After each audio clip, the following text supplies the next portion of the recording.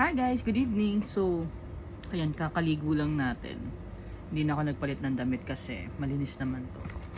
So, as usual, kailangan natin ng Skin Never para ma-maintain natin na mawala yung mga pimples. I-update ko lang kayo guys yun ang nangyari Nawala yun dito.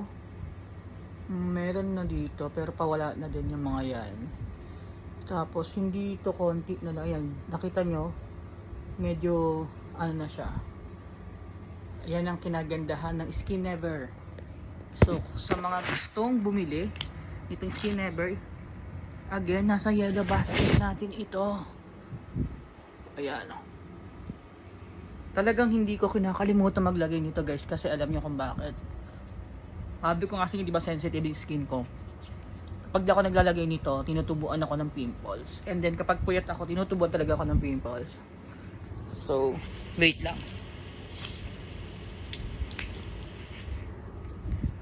Ayan. So, sa mga gustong bumili at matry at maging makinis, hindi naman sobrang kinis guys kasi ayoko magsabi sa yung perfect.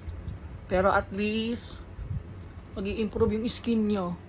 Yung mga red, pimple marks na lang ang kailangan nating i-work out.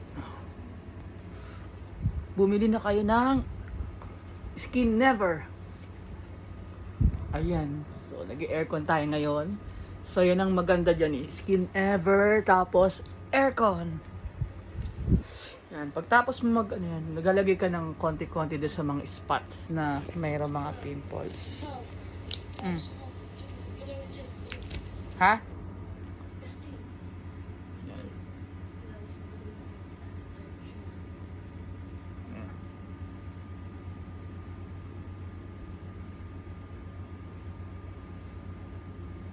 Yung mga spots na meron kasi kailangan mawala yan so yun yung mga kailangan nating tanggalin.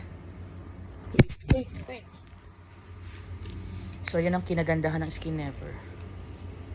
So again guys, sa yellow basket legit ito and araw-araw ko ginagamit